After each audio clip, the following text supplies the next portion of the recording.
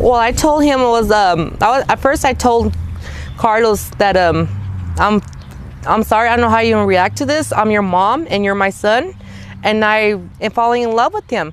He said, are you really? I said, yes, I am. He said, you know what? I was scared to let you know too. I am too. He was too, falling in love with me, with his mom, and I was falling in love with my son. And then we ended up talking, and we took off to the park, and we ended up asked him, will you ever date your mom? And he said, will you date your son? I said, honest truth, yes, I would.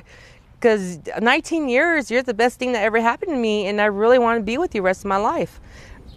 And I really want to be with them. It's kind of hard right now, but I don't care what people say, because we're going through a lot right now. We try to keep it a secret, but we couldn't do it no more, because, you know, my other kids found out. At first, they didn't like it. Then they started liking it. They're accepting it, and my mom, my dad, my brothers, my family's accepting it now. This girl found out.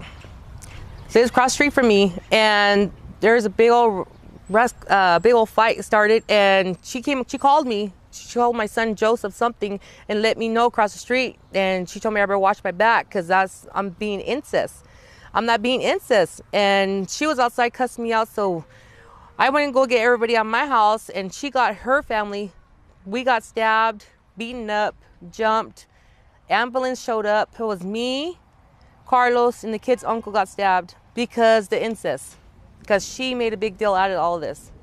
So we went to the hospital. We got stitches, came back home, and on that side, her family didn't get arrested at all.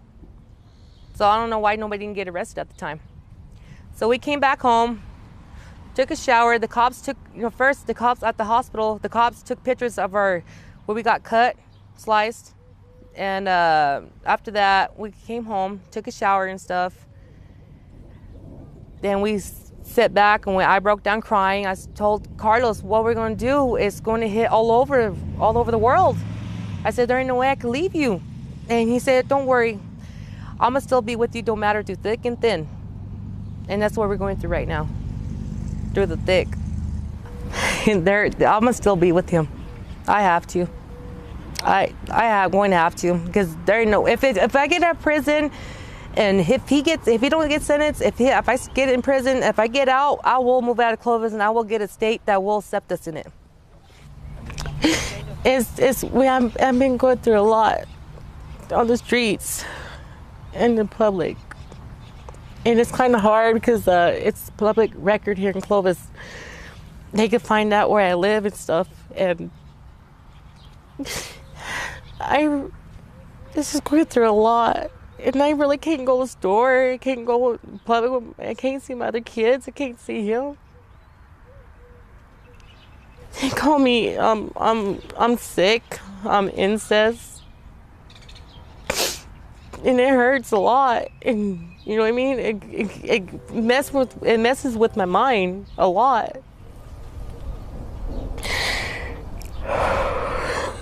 The other moms don't understand. They're not going through what I'm going through. It'd be different if they were.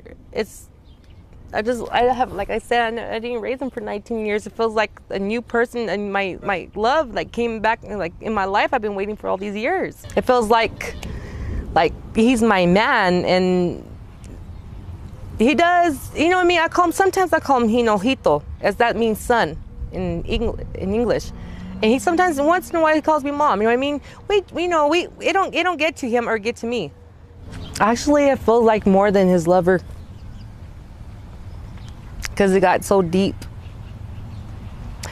And it feels kind of, at first kind of felt weird, but now it don't feel weird at all to me, because I love him so much.